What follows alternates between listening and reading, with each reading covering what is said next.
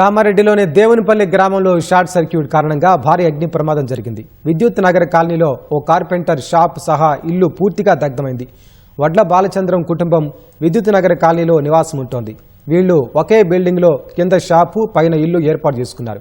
అకస్మాత్తుగా షాప్లో short circuit ఏర్పడి దుకాణంతో పాటు అన్నీ దగ్ధమయ్యాయి. అగ్నిమాపక సిబ్బంది 4 గంటల పాటు శ్రమించి మంటలను అదుపు చేశారు.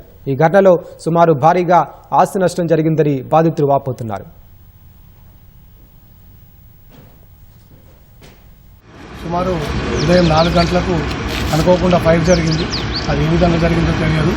వాళ్ళకు పొగస్తుందని పైన ఉంటారు, వాళ్ళు స్మెల్ వస్తుందని పైనుంచి కింది దిగి చూడడం వల్ల అప్పటికే మంటలు దట్టంగా అంటుకున్నాయి.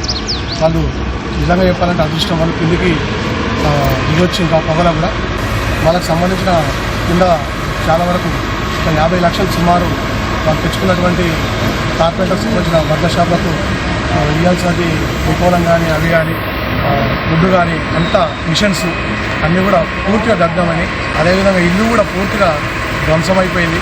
ఆ ఇల్లు కంప్లీట్గా కూలే పరిస్థితికి వచ్చింది. చాలా వాళ్ళకు ఆర్థిక నష్టం భారీ పెద్ద మొత్తంలో జరిగింది.